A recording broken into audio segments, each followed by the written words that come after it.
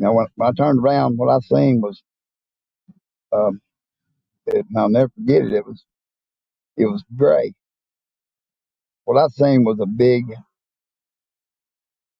7.5 foot, 8 foot tall.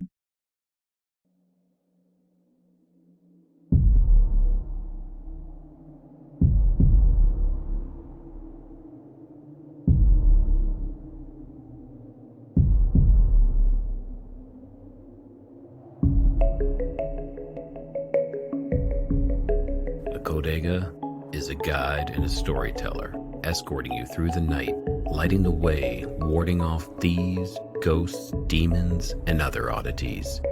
Along the journey, his companions would often share with him the most curious of stories that he'd record in his Codex.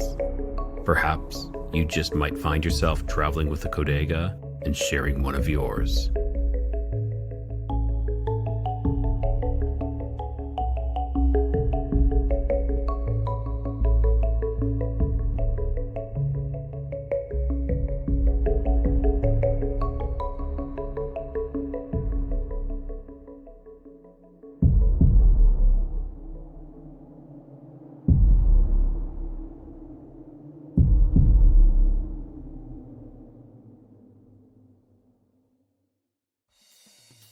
Click that like.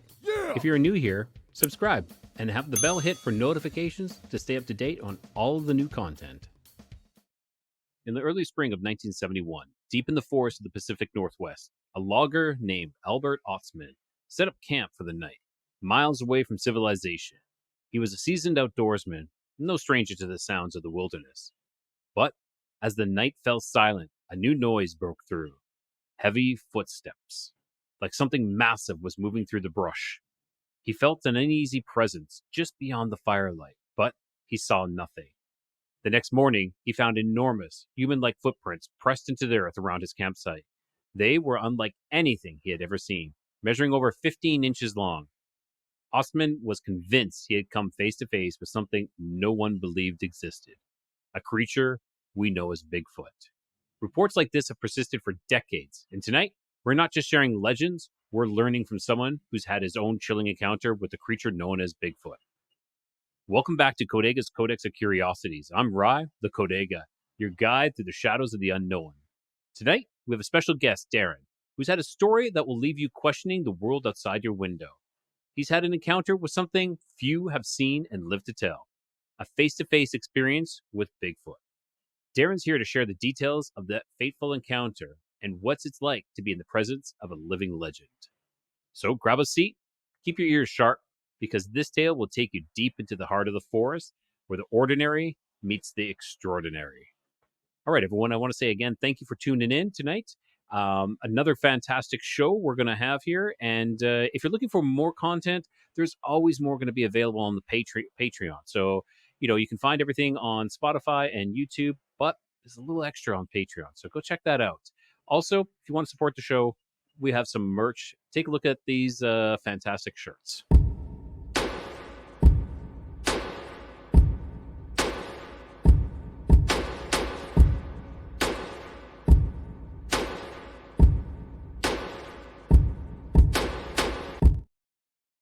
Okay, and I'm not going to keep you guys any longer. We're going to bring Derin to the stage here. Derin is coming to us from his truck just to get some better acoustics and whatnot, and that is fine. We've had a previous guest from their vehicle as well, and let's bring Derin to the stage. Derin, welcome to Codega's Codex of Curiosities. Hey, nice to be here. Thanks for having me. Yeah, of course. I'm glad to have you on here. And a good friend, a mutual friend of ours, Daryl Denton, reached out to me and said that you've got a story to tell, and I've got a place for you to tell it. And what I'm hoping for is this kind of thing is to give people the strength to come forward. Because we're here to listen to people's encounters. We're here to give you a place where we believe. Yeah, and then I can't tell you how important that is. Big shout out to Daryl. If he watches this, because man, he totally instantly became my friend. Started this Bigfoot group that we're in, Bigfoot Believers and Other Creatures, and it's reached 47,000 people, Yep. as of yesterday, which is, amazing. Um, Yeah, that's telling you something. yeah, it does tell you something, and I'm a moderator there, and for Daryl, he just started me right in, which is great, because let me just say this about the group: for 47,000 people to be in a group, and we're all in chat and commenting and posting, and we have we have so little of ridicule or anybody, that's the whole thing about the subject, but nobody wants to get ridiculed about people that don't believe, but and we have great moderators. We have a great group, man. And anybody wants to join, welcome to Bigfoot Believers and Other Creatures on Facebook. So Shout out to that. Yeah, for sure. yeah, so just however you want to start it. I've done a couple of these, but just tell me when. Uh, Yeah. So Darren, tell us a little bit about yourself, and then with this experience that you had, fill us in on what happened, and set the stage. all right. Well, my name's Derin Franks. I'm from Alabama. Uh, been a drywall contractor here for 27 years. Um, I'm a father of three boys. They are all successful men now. And I mean, just hunting all my life. The whole family. I had two brothers, and our dad, you know, kept us hunting and fishing, and he did, and I'm glad he did because, you know, it, hunting and fishing, it brings out hunting. It's more than hunting, for everybody out there that anybody thinks where it's out there hunting. It's just it molds you, to be a better person, be patient, and sharpens your mind because you got to watch and for signs stuff like that. It's just it's really good, wholesome way to you know to raise raise a kid in hunting, take them hunting and fishing. You heard it before, but anyway. So yeah, so I've hunted and fished all my life, and I live down here now in North Alabama, and we have got a place here. It's called Bankhead National Forest. It's actually the ending of the foothills of the Appalachian Mountains. They come right down here, and they just kind of end right here, And Bank, Bankhead. And if you got any questions, please stop me because I don't have a handbook, but I'm just kind of setting up the scene. But so they have on the in Bankhead Forest, they have these a management area. And what I mean by that is the game wardens have a area that's set, and they only have hunts at certain times, and they manage the deer herd that way. You could go in there and you harvest the deer because you can't let the population get out of control because then you've got disease and stuff like that. And I got to say it's a really good management program. I've been hunting down there a long time, and so one of these hunts was coming up,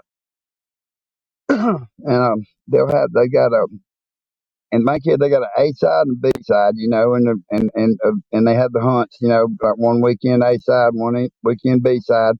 So this was A side was, on this hunt, and it was a 3 day hunt. It was a Friday, Saturday, and Sunday hunt, and the hunts are always 3 days. And sometimes it's just a doe. They ever take just does, or sometimes just harvest a buck. But this is the last hunt of the year, so you was able to harvest a buck and a doe. So anyway.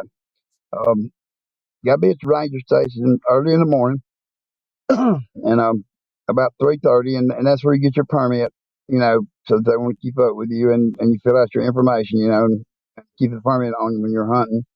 So so here we go. Friday, I'm ready for the hunt, and I go to the game warden station, and I'm in line with everybody else. There are hunters guys getting their permits and going into the woods. And um, it's public land. As long as you got a hunt license, you can hunt. And so everybody goes deep back in the woods, like back in the forest. Well, they plant these beautiful green fields, and and I've been hunting I hunt a field up front, like where nobody else is at.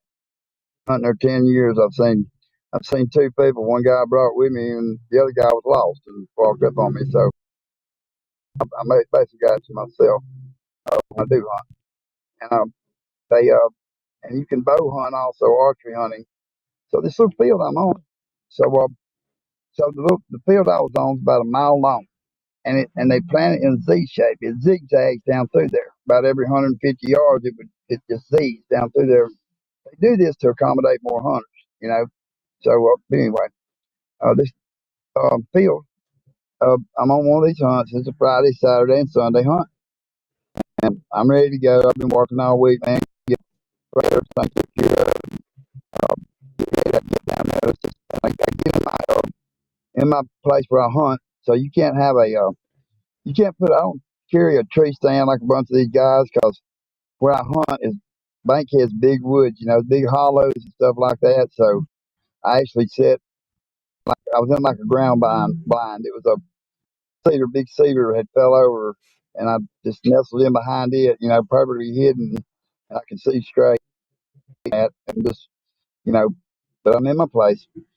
I get there about it's in the morning, Friday morning, and I get there about 6:30, 7 o'clock. Everything's settled down, before the action starts, because the first day of the hunt, usually a lot of action with all the guys going back in the woods and in the forest. They kind of move the deer around, and they're running everywhere, and they kind of on the first day. But so I'm sitting here in my place, and I'm waiting on daylight, and I've been hunting there 10 years. So, but just like clockwork, here it starts. Daylight starts breaking, and these two young doe, come down fed across the green field and come down right in front of me. And the, the deer would come out of their bedding area, eat grass across the green field. But they do like they always do. They come right down in front of me and took a turned to my right and went down in the middle of the hollow. And they're eating acorns. It's January, end of January, 1st of February. Um, and so they're just foraging, as they do. But it's just usually, and that looking back, it was odd that just two small doe had come out and made their way that way because usually it's a whole lot more of them.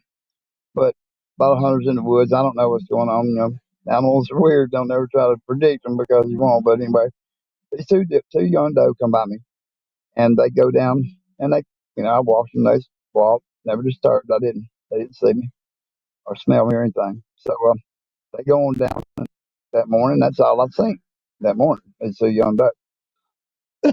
And so I, um, you know, sat there at about 11:30, and I didn't live far from Bankhead, so I was going to leave and go home and eat lunch. And I got a buddy that's got some land up there. I stopped by and talked to him, just kind of kill some time there in the middle of the day because that they really don't move in the middle of the day. They're either uh, down doing something, or they're not in my area, but they'll come back in the evening. So um, I go to my house and get something to eat. Go down to my buddy's. He's down there at his place. He's back up there too for lunch. I said, talk to him a little bit, and I'm about 1:30, 2 o'clock. I eat back down to hunt the evening hunt, and I get set in there about 2 o'clock, 2:30. I got about 3 hours evening left for the evening hunt, first day evening hunt, and I these these two doe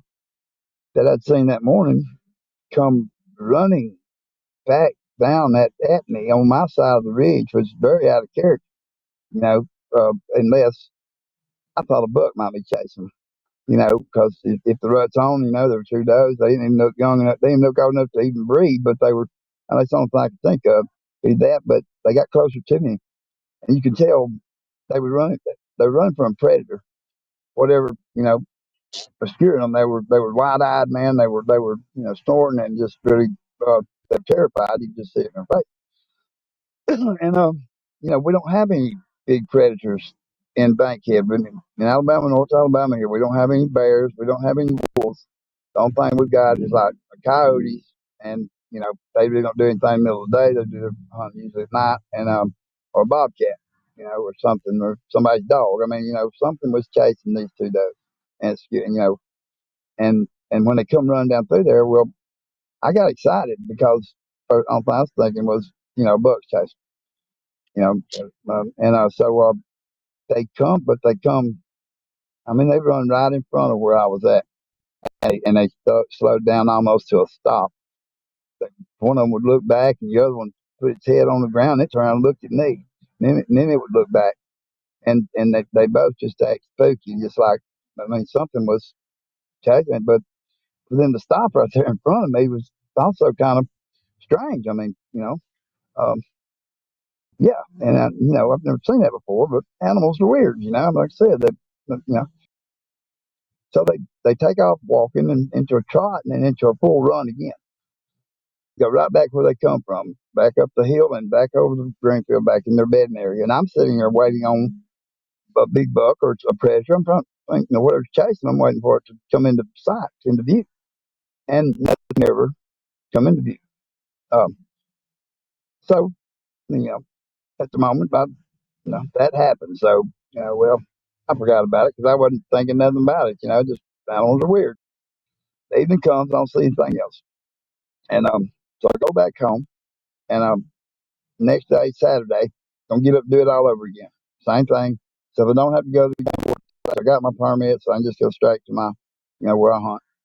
And I did, and got in there, and just a beautiful weekend, all weekend. And sure enough, I'm sorry, sure enough, about 8:30, this big mature doe come down through there by herself, no little ones with her. I'm gonna harvest this doe, and venison's very good. I mean, you know, and when we enjoy it, I enjoy it. I really do. But anyway, so I'm excited. But I've got a 30-30. I was hunting with a 30-30 rifle, uh, Marlin, and 190 grain deer slug. And this big doe comes down through there. She by herself, and so she was really close. And so when I harvest her, I'm not going to try to shoot her in any of her vitals. I didn't have to. She was close enough that I could make a headshot. That way, I don't mess up the insides, because if you shoot them in the vitals, then you got a whole butt mess. It's cleaner if you can get a headshot. So I did. Right in the ear, one shot. I've been hunting this rifle all my life, and she goes straight down. No suffer, no nothing, which is great. It's what you want to do. And so, but now the work is on. I've got to claim the deer, and I didn't bring a card in there with me. And I did have a buddy that was supposed to show up, Ricky, the one I mentioned earlier, but he decided to go down and hunt his place. So, but he's right down the road. But anyway, I was there by myself. So now I got to get this big mature doe out of there. And so, only option I had was get her up straight up that hill was to throw her over my shoulder, and like fireman's carry and carry her. And um, I'd get about 10 yards, and I just throw her down. I just lay down beside her, give me some rest. I mean, and then go back and get my rifle and take it forward. And it was just a relay all the way up through there. But, I say that because, okay, so I had on, my hunting coveralls and my hunting gear, and you have to wear hunter's orange. If you're on public land, you better wear hunter's orange because accidents happen. So I got some of my hunter's orange on, carrying the deer up there. The blood got all over my hunter's orange. Let me just say that, because that's when we set this up. But I got her up there, got her in the field, and finally tied a rope to her, and I drug her to the truck. About 150 yards, but I got her to the truck. So that was about 11:30. So it's lunchtime again, and so I'm gonna take this deer and I'm gonna take her to the processor, talk to her around the house, drop her off, go grab some lunch at home, and come back. So I got my doe. Now I'm gonna be hunting for a buck. So I left about 11 o'clock. Took her to the processor, guy that processed our venison, and went to the house. I was going about I was going about 2.5 hours, 3 hours tops, because but anyway, and I was coming back to hunt the hunt. Well, um, I'm sitting in the same place because it's the best place down there. This made me nervous. So I come back to, like I said, on the evening hunt, and I go straight to the stand I was at before, and I'm just kind of looking at the ground, and when I shot the deer, I shot her in the head because when you do, when you dress them out, you just unzip them, like a zipper. There's a membrane that holds all the vitals in. So I just reached up in there, I cut her windpipe, and I cut her anal tube right at her anus, and everything come out in one wad. Nothing wrong. But when I walked back up there, the gut pile's gone. I mean, the whole thing's gone. There's nothing there. And I'm like, am I at the right place? I know I am. Um, because I see the hair and a little bit of blood, and on the ground, and what cleaning. I'm like, I thought to myself, the only thing I could think was, wow, what a pack of coyotes come up here and gobbled that gut pile up when I was just gone for a few hours, and me sitting on the ground. And I'm pretty scared of coyotes. They're not known to be vicious and attack people, but hey, had to be some pretty big pack, totally be gone.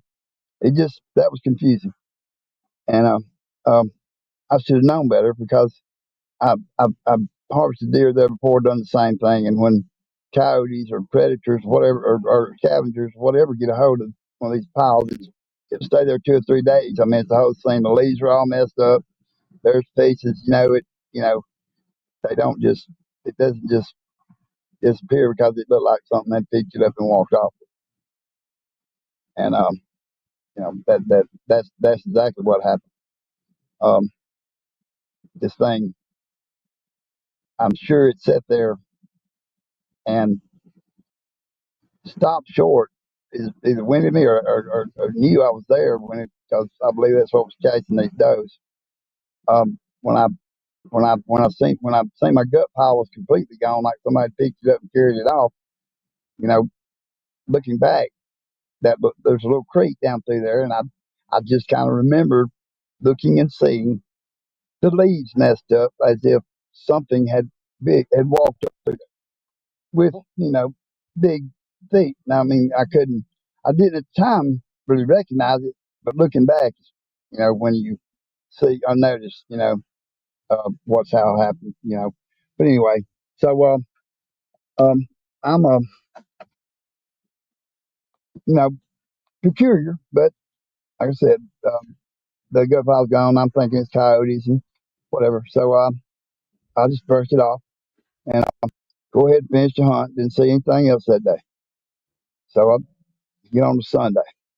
I went home, did the same thing again, get ready to go hunting. And with my hunter's orange vest, I only had one, so Matt, you got to wear it. So I had to wear the one from the day before, and like I said, it had blood and stuff on it. And I went back to my place, same place, and sat there, morning, like I said, beautiful weekend, but again, nothing, that'd be really weird in the morning hunt for nothing more than what I seen did those coming out there, like, the one come out and two before. I mean, they got to come out if they're thirsty, but it seems like, anyway. So, anyway, let's get on to Sunday, the last day of the hunt.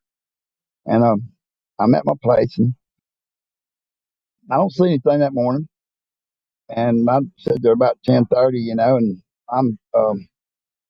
tired. I done carried that day. I had a big day the day before, and I've been hunting pretty hard. And I said, well, I'm going to get up and I'm going to stalk hunt. And what that means, I'm going to get on this green field.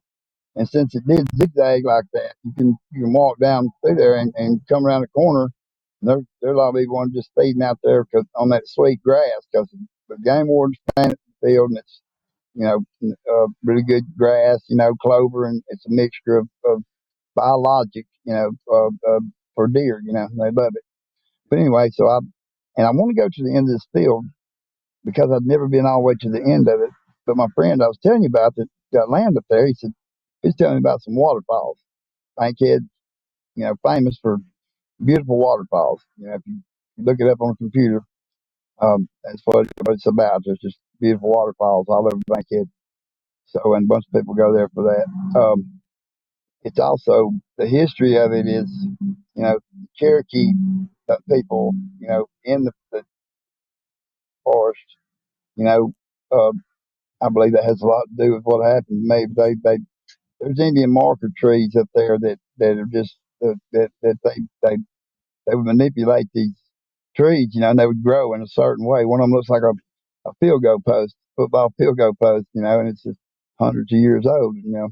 But anyway, I say that because so I'm going to, just last day of the hunt. So I'm going to walk down this field and see if I can catch one around the corner. But I was going to see these waterfalls that I'd never seen before. So I do. The field's about a mile long, so it should be. You know, I was going really slow, so about an hour. I stopped down through there and just looking at everything, looking for tracks, just checking things out.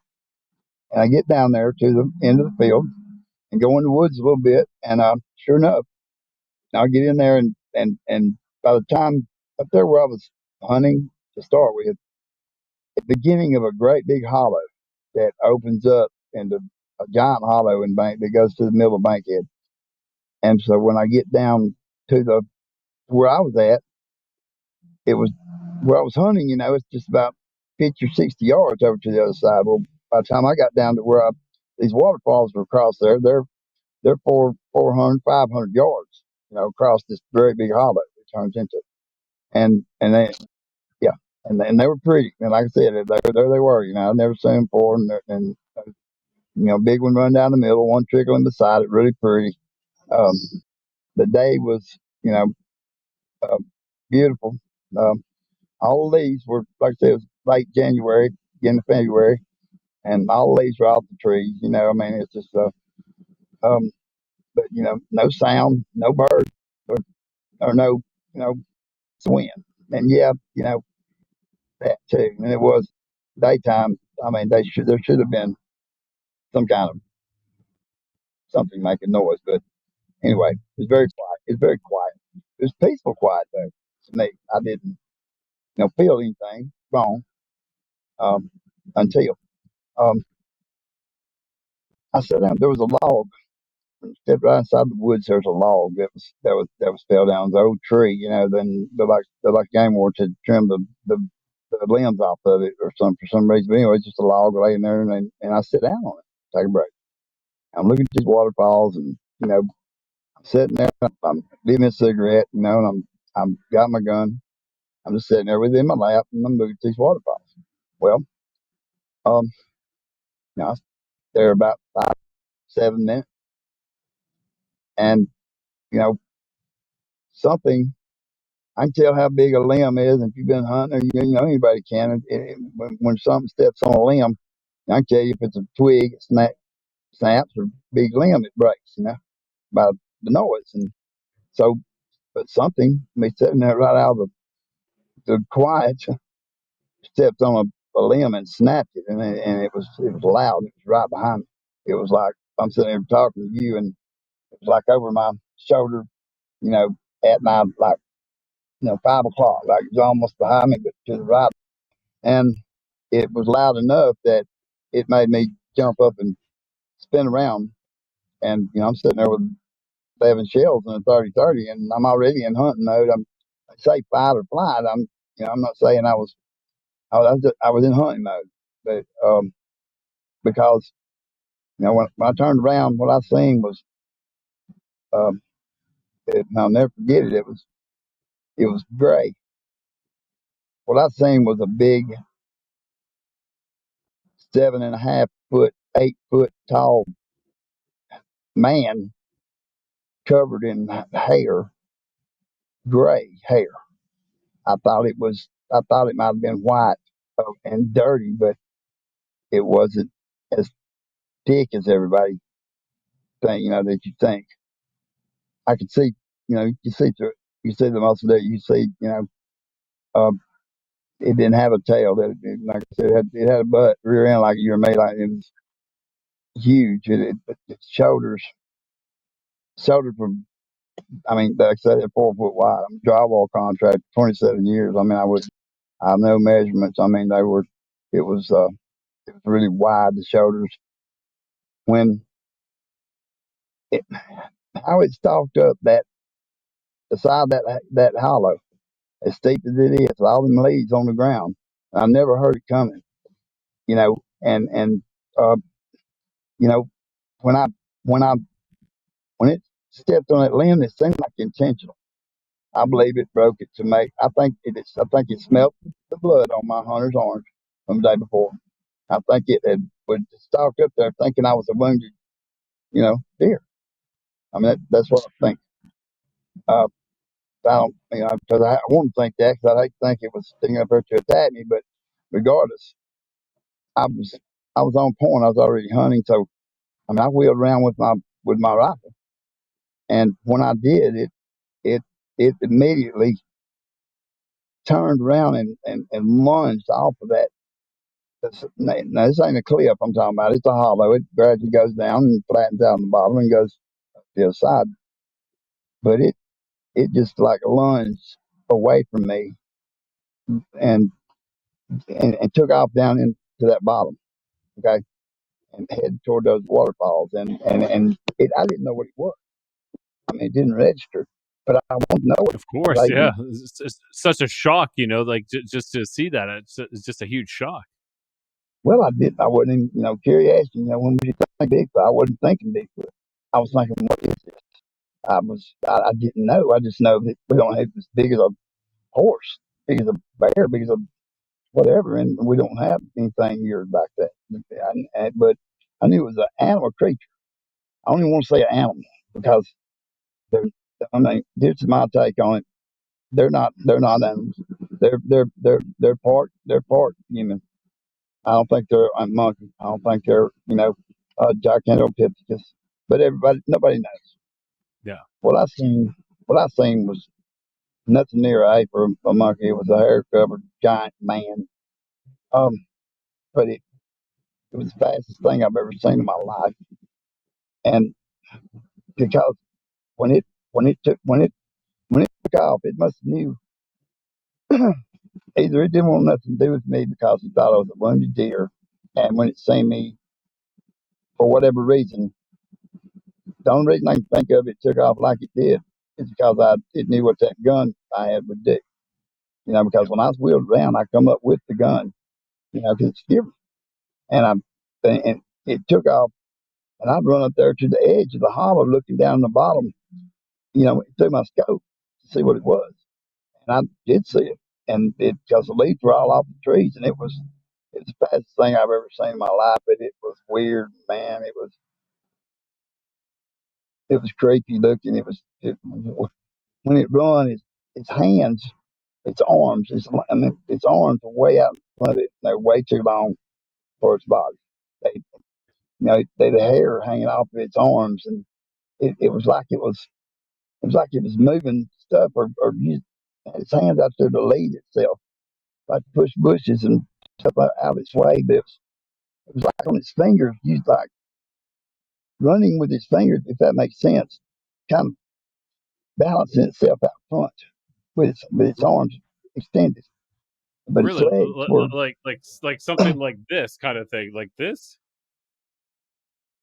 yeah, because its fingers would look like a rack of bananas. I mean, they were huge, you know, uh, like freaking outfielders' mitts, if that Yeah. makes sense. They, Yep. yeah, and its arms were super long. Its forearms were like huge and had hair hanging off its arms when it was going down through there, and it run like it was sitting down a chair, which is impossible. What I seen just didn't make no sense as far as physics go. I mean, because the eggs were propelling it forward, but it was just weird. It was running like it was sitting down in a chair. I seen and I that really weirded me out. I was totally blown away just by what it was, uh, and what I'd seen. I finally seen another video with M.K. Davis. M.K. Davis has got some people in Texas. They're trying to habituate some of these things. He got a video in there, one called White, and it run the same way. So I mean, I don't I don't know how they move or how they run, but this thing it just wasn't right, man. It would when its position of running was it like nothing like that. But the fastest thing I've ever seen in real life, on thing I compare the speed to, is if you see one of these cheetahs on National Geographic, bus and try to chase down a gazelle or something because it went straight down that hollow. And I got my scope and I'm seeing it here and there. It's going through these trees, bobbing and weaving around trees, and it was straight over there, those waterfalls. And there was a path that went right up a game trail right beside the waterfalls. And it hit that trail in just a minute. And I mean, I watched it go all the way up and over the other side, and it just, into the park. And you know, um, I don't know what to think. But I remember everything. I just remember puzzled. I was so puzzled. Yeah, of course. And Derin, I have a couple questions here. Did it ever? So my first question is: did it ever drop down onto all fours, or did it stay bipedal? No, it was on all fours. When I'm telling you it's running away, I say on all fours. It's down running like it looked like an orangutan. Okay, but Okay, it okay, didn't. and so it was running with his. Okay. So when its hands were out front, it literally was on all fours, kind of thing. Yes, yes, yeah. It was propelling mostly with its feet, but it seemed like it was using its hands. It was doing everything it could to stay to not expose as much of its body as it could because I think it believed I was going to shoot. I think it believed what that gun knew what that gun was. You know, and um, but regardless, it just looked like something that was impossible the way it was running and how fast it was. Wow. It Okay, and and Derin, how close did it end? What was the closest you got to it? And being as close as you did, can you describe its facial features? I didn't see it in the face, thank God. No. Okay. But it was when it snapped that limb. It was 10 yards from me. It was right. It had snuck up right behind me, and because I look back, it had to be intentional. There was some sage grass there that it couldn't see through unless it that got up and it was looking at me at one time. I know it had to be, but by the time okay, so I'm right-handed. It's over my right shoulder, I, and I was sitting down when I got up. I didn't turn around to this way like to face it. I spun around to my left because when I did one motion, I brought my gun up to my shoulder and spun around. And by the time when I seen it, it was I just caught this profile and it was lunging off of that hill headed down the hall. When it seen I was yeah when it seen I wasn't a deer, or it seen that gun, or it seen I was not in flight mode. I mean whatever. I think it thought it was a deer. That's the only thing I can come back to. I've stuck with that ever since. When it seen I wasn't a wounded animal, that I was a hunter. I think it thought, uh oh, you know, I Time to got get one of out them of guns. here. Yeah, And how far was that hauler? Like that drop that it had to go down, how much of a drop was that? Like 10, 15 feet or something? oh no, it was a gradual drop, but the over the waterfalls were 400 or 500 yards, so it run. I mean, if you can imagine, it had to go down across the bottom of the hollow and then up. So straight over there was 400 yards. So it run 2 or 3 football fields. I played football. I mean, it run that far effortlessly. I mean, it was, you know, I mean, it was every bit of 8 foot. I say 8 foot tall but I never seen it stand up. But seeing it, if it was standing up, now that's just his head. If it was arms and all, you're looking at, if it was standing up with his arms straight up, you're looking at 10 feet, which is very, very big, very tall. People say 8 foot or 7.5 feet like it's nothing, but that's a very, very tall creature of any size, like a man. Exactly. Your head at 8 feet, just think your standard house is an 8 foot ceiling. Now they got 9, so you know. Uh, but anyway, I started putting this together, what I'd seen as I'm walking out. I mean, it goes over the hill, and I'm just perplexed. I'm through my Rolodex of things, creatures we have here, and within 40 yards, I mean, I done went through everything. We don't have nothing that big. It wasn't a horse. I mean, I finally, he finally realized what I'd seen. You know, And and I have another question. You had your gun there. Given an opportunity, would have you shot it, or would you shoot, or no shoot?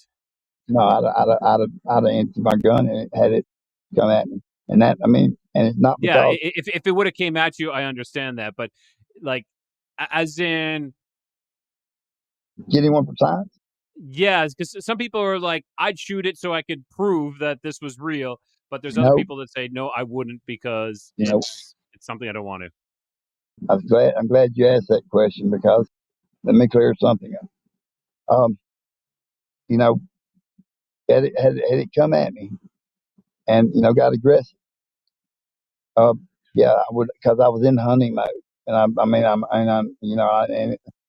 didn't see it in the face. That's why I said I didn't see it. I'm glad I didn't see it in the face like Carrie Arnold did, or like Daryl did. Daryl was there with a 50 caliber, one shot, and that's almost as bad as not having nothing. I mean, because he got to make a perfect shot. Had the thing come over there and tried to jerk him out of his tree like he thought it was going to. But it was never was aggressive. But yes, I would have done it to protect myself. Later on, when I get thinking about got in the whole Sasquatch thing, and do we need one for science? Yes, we do. And then I finally said, if I had to do it over again, I thought, yeah, I would. But then now, no, no. I mean, I'm glad I didn't, because I don't know. You kind of, this is what I know. I didn't go on a guy's podcast one time because he wanted me to admit that it was supernatural. It was the woo factor. You know what I'm saying? And all this. And there is, they do have abilities. They do have abilities that we don't have, and they do seem supernatural. You got to remember, these are ancient people that have been here probably long before the Barren Land Stretch ever come but made. I mean, they were here, I believe, originally. I mean, well, I don't know how to put it, but this, when I seen, it seemed like a young male that had been maybe kicked out of his clan because time for him to find his own territory, right? His own turf, his own place. That's just the feeling I got, because you just kind of know, um, I know it had to sense me or something to stop chasing those doe. It had to be what was chasing those two does to start with. That scene, come running by me the first day. Um, Nothing else could have taken that gut pile. It could have been coyotes or anything else. They'd have ravished it, tore it to pieces. The leaves would have been all disturbed, you know. And so that was just, we want to dismiss things as humans, because anything that makes us feel uncomfortable like that, we want to try to dismiss it, and we do, you know, until Sunday when I seen it, the thing, and I realized that it had sat there and watched me harvest that doe that morning and waited for me to leave so it could get the stuff that's good to eat, the liver, all the minerals and iron, and it knows this thing. It's a wild creature. I'm sure it's done it before. I'm sure they do it a lot. Um, but yeah, and I'm sure it sat there and watched me the harvest doe and clean it and waited for me to leave. Just that's what happened. He come down there and just picked the whole thing up, and walked off. But then Sunday, uh, with the blood being on my hunter's orange and everything, and me being on top of the hill, and that wind whipping down through there, I believe it carried the scent, and I believe he smelt that scent and thought I was a wounded deer, because it was deer season. I'm sure they see it all the time. There's deer that get wounded in the forest all the time. Um, that I'm sure And they. and then they just pick it off, like it's definitely enough. I've heard a lot of hunters talk about, they've wounded a deer and they search and search and there's a blood trail, then all of a sudden it's just nothing. It just disappears. Yes, yeah. I'm actually I'm coming out with a tracking system for archery. So because, you're losing, they lose a lot of animals from with archery, and it's a tracking system. I'll be trying to come out with it this year, just because it's a shame, to lose them like that. It's got a transmitter that's that goes on your arrow. It's lightweight. It won't change weight your arrow or anything. And I've also got a receiver that tracks up to a 400-yard radius from center mass. Uh, you know, just keep your fingers crossed and be looking for it. It was something I thought of, after having one of these encounters. But I ain't trying to promote nothing on here. It's just No, no, no, no, for sure, for sure. By all means, please, if you want to promote anything, by all means, that is okay. yeah, So, yeah. It's one of so the big Darren, ones. Hang on a minute. Yes, yes. so Darren, after this experience, now what? Like, how has it impacted your life now? Okay, I haven't been back to the woods, honey. And when did this experience happen again? It happened 2017. Um, you know, about 3 years. It get it kind of give me crippling PTSD. I'm not gonna lie. It kind of because I'm thinking. I mean, number one, I ain't gonna lie to you, it scared me. Now, when I got out to the or to where my truck was on the main road and got there about lunch, because after seeing the encounter and walking back a mile to my truck, by that time I didn't realize what happened. What happened to gut pile, what happened to those two doe and these things in my area, and it's just sleeped up on me and how big it was. I mean, there would have been no problem if it wanted to. It could have. There would have been no chance. I think but being ready with a rifle like that, I don't know if it'd have got down, if it'd got me before I would. I'd have definitely, like I said, at the time, it had me, but it didn't. But anyway, I was just confused. I was perplexed. And I walked out, and the game warden's out there at the gate checking license and everything. And then, a couple of guys out there, hunters with him too, because the gate I went into, there's another place everybody hunts down there, but I hunt by myself. But anyway, everybody, it was lunchtime, game warden's checking license. He's out there. I just walked out, and I said, talked to him. I'm shook up, and hey, I said, man, y'all have Bigfoot, Sasquatch down here? I just seen something. I just seen a, y'all have these creatures here, or you ever heard? He kind of looked at me and he said, uh, no, I said, you ever seen a feral dog? We used to, the dog hunted up here a long time ago, and he said that's what he told me, which was He said it was like sorry, Darren. He said it was a feral dog. yes, that was his excuse that he made, and he could totally tell. I looked at him like, idiot, I'm 55 years old. I'm fucking on my life. I know what a dog looks like. Oh, God, what a dog is big, And then, now I realize but also at the same time, trying to make a mockery out of me. So, in front of these other guys, right? I said it out loud. I ain't think nothing about it. I just seen it. I didn't think nothing about you know, um, people making fun of you or thinking you're crazy. I just blurted it out. You know, and Yeah, asked, yeah. and I just looked. He said a feral dog. I just shook my head and just walked away. The guys there too, they were looking at me like I was crazy. I realized what I'd said and what it must have sounded like after I was walking away. But I got mad at him because he just kind of brushed me off, and I went and I got my truck and I went on home, you know. And it was heavy on my mind from the time I seen it. But uh, it's all I could think about. So that's when I come to UK and I started watching. I learned everything I could. Of course, yeah. So it's been, since 2017. That's been 7 years that you have not gone back out. That's right. You Yeah, know, like I have another friend of mine. I'm not sure if maybe you've heard of Harley Owens. He had an experience as well, and it took him years before he went back out as well. Daryl tell you the same way. Even tells in it. If you watch his podcast, it took him. It took him a long time to go back, and when he did go back, he would hunt out of the truck. He wouldn't get out of his truck. You know, and it's a very enjoyable thing. And I've been lost in Bankhead overnight. One time I got down there and started snowing. I got turned around. And, see, too. But anyway, yeah, I spent the night down there until we got lost, and this was before this, of course. And if I'd knew these things were in the woods, then one, I would never been back in there. But if I got lost, that's been the night I would have been a nervous wreck. But anyway, um, um, but then I started thinking, that thing's around me for 3 days. It's never been in my area. I believe it, like I said, I believe it was a young male ready to find his own territory and start his own whatever. And but looking back, man, he wasn't aggressive at all. That's all in my mind, the fear. He was hungry.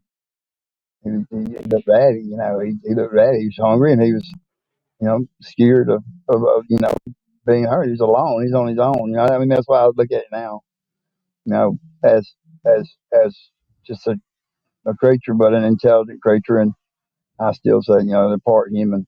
I mean, we will get one day, and they've got DNA and they've got everything. And I mean, the only thing I could really think is the easiest way to get one on why somebody hasn't, you know, took some kind of a tranquilizer, and especially these people that have the gifting stations and feeding stations, and I mean, not hurt it. You know what I'm saying? Just gently put it to sleep, man, and have a facility ready to take it, and maybe study it, make sure it stays healthy, have doctors on hand, make sure, that if it comes to, or if you keep it sedated, no matter what, do what you got to do, document it, and take it and release it back into its natural habitat. I mean, it's better than having to kill one to study it.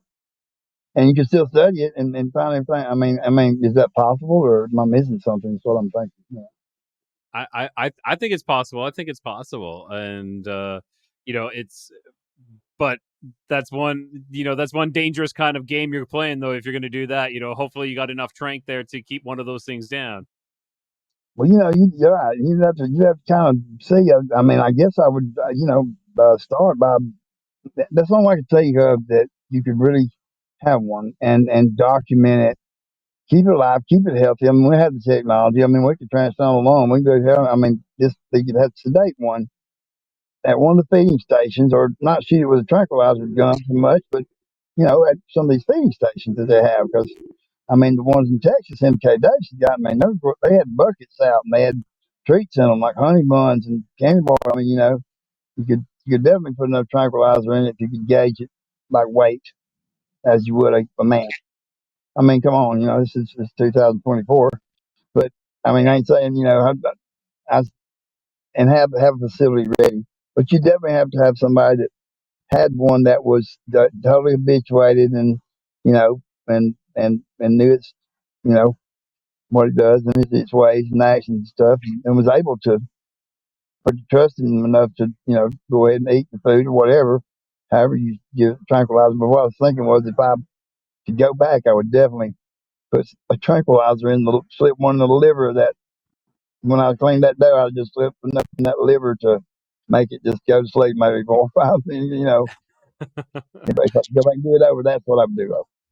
Yeah, that's interesting. So Derin, before we wrap it up here soon, what do you think these creatures are? Do you think they're a separate offshoot of humanity? Do you feel that they're alien in sorts, or do you feel that they're the offspring of the fallen angels? I Scott Carpenter always believed they were the Nephilim. Start with, a bunch of people do, and Scott Carpenter also at the end there began to think that these things were demonic. Daryl, he'll tell you if you watch his story, and so I'd recommend everybody watch Daryl's story, because he went from aggressive encounter to actually communicating with a clan of them on down the line, and then had them went to somebody's house to take care of some problems, Sasquatch, and ended up coming back to Daryl's house, stomping around on his porch. He's up and sitting in his on his stairway with a rifle, waiting on him to come through the door. They got aggressive, mad at him, because they what they call a hitchhike. They got his scent. He was about 30 miles or 30 minutes away from where these things were. They're not all good. Okay, No, there's some I bad. agree. Yeah, and there's and when there's bad, I'm talking about there's a bad like bunch of them. You know, they might not be the nicest people or nice family. Totally terrifying. He sat there and finally got rid of them by going out there and rebuking them in the name of Jesus. And I'm not a Bible thumper, but yes, I do. I'm a Christian, and I've got to believe what this man tells me what he's done. And Scott Carpenter's done the same thing. Scott Carpenter's the one that recommended because Daryl was at the end of his rope. He's got his buddy Martin's a sheriff. He's an elected official also, and these things are terrorizing his house. You know, from him trying to get him away from somebody, and they got mad at him and actually threw a threw a goat up on and hit his door so hard that it almost broke the door in. And he goes out there and it's a dead goat on his porch. They breaking trees in his yard. It got bad. So, you know, if you watch Darlington County, you'll see. So what I think they are,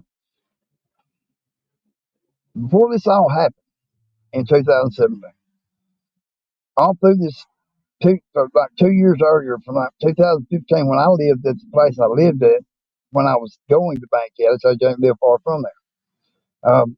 And it was in a rural community. It was a community, but it was rural too. I had two things happen to me that I now know what happened. So I lived out here in an open field in a mobile home with my boys. I'm just starting out, and there's two owls that sounded like they were big as a small cow yelling, calling to each other outside my window so loud one night that I thought the glass was going to shatter. I mean, these owls had the lung capacity of a bull, and it was right at my window. When I'm looking back now, I know those weren't owls. Yeah, I That's the agree. I agree. first thing and this is before the encounter, it's 2 years before it happened.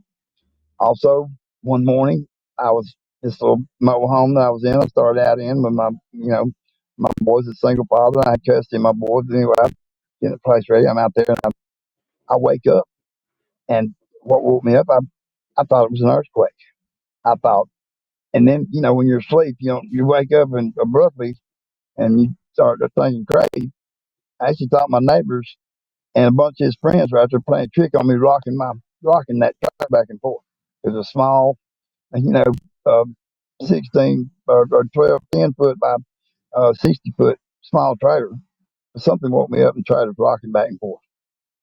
And so, that I brushed it off as a small earthquake only happened in my land right there under me, which is, but, and looking back, and after the encounter, uh, my cousin lives out in the woods. This only happens in wooded areas, rural areas.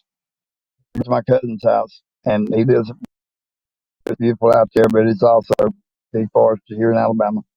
And I got a friend of mine with me. She goes in the front door, and I'm coming up on the porch, and then behind me, and one owl again calls out, and another answers it. But at the end of the call, it went. It wasn't an owl. When it finished, the answer was like a man moaning, and it wasn't an Wow. owl. I knew then. I turned around and instantly grabbed my camera and started recording it. And, hey, y'all, I used to put it on my TikTok. Like, don't even believe what just happened. I'm sitting there waiting on to do it again, but didn't. Then, leaving that night, they're whistling. They start whistling back and forth to each other. And I mean, when they did that, it was after the encounter, so I knew that. I ain't saying they're following me. I'm just saying that for some reason, if I'm in an area where they are, it seems like they know that I've had an encounter or something, you know? Yep. That is something that actually seems to happen is that once you've had an encounter or an experience, it's kind of like you're tagged, and then I think you'll never leave it. You'll never stop having these encounters. And I don't know what to think about that, but that's the main thing. Personally, I mean, I wanted to share my experience because I know how much it helps people. Gerald, I didn't want to go on. Carry on.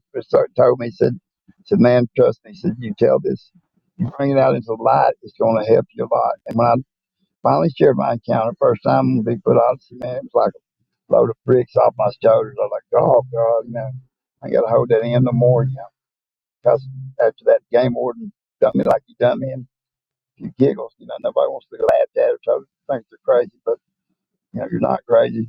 These things do exist. If you hear this or anybody else, I say, try getting it out.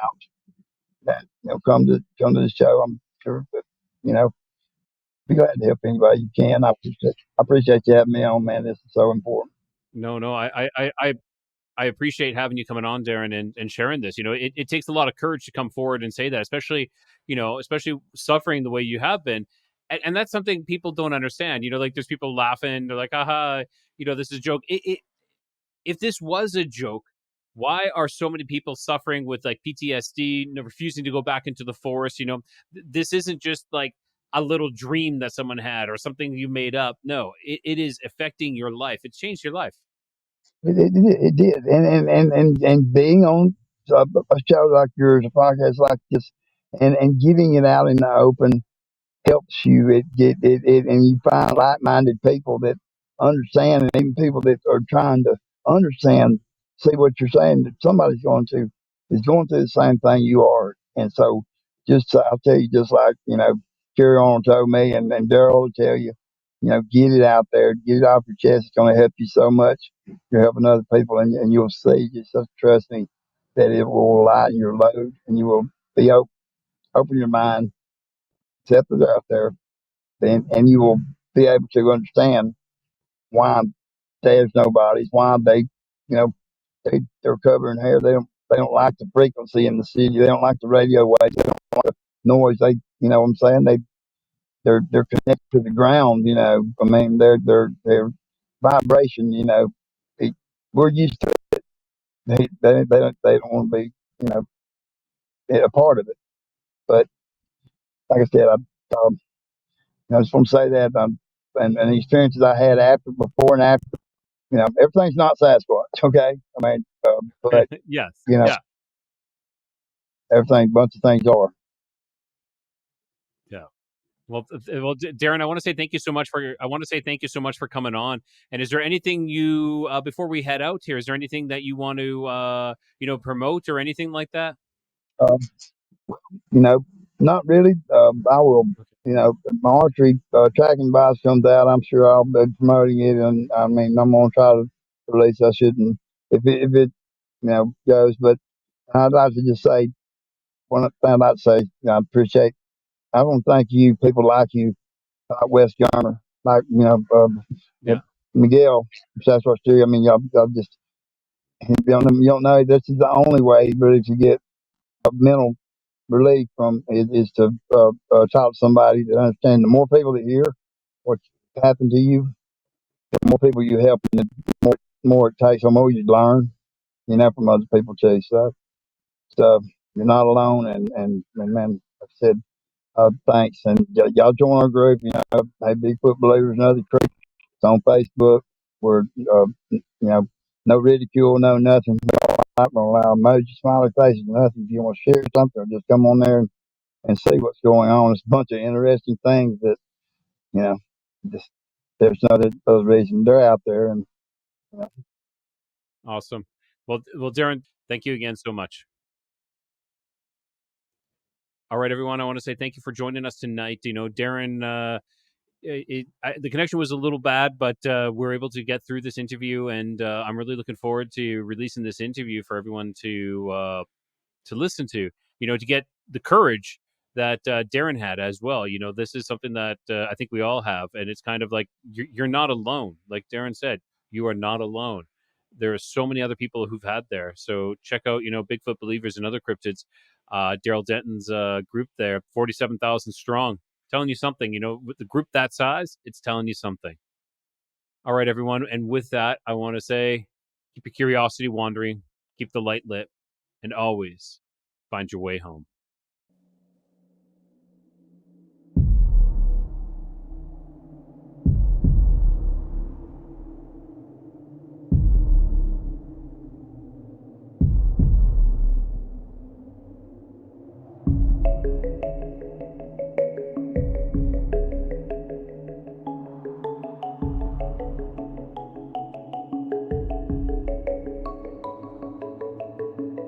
I look forward to our next adventure together as we navigate the mysteries that lie ahead. Until our paths cross again, keep your curiosity wandering, keep the light lit, and always find your way home.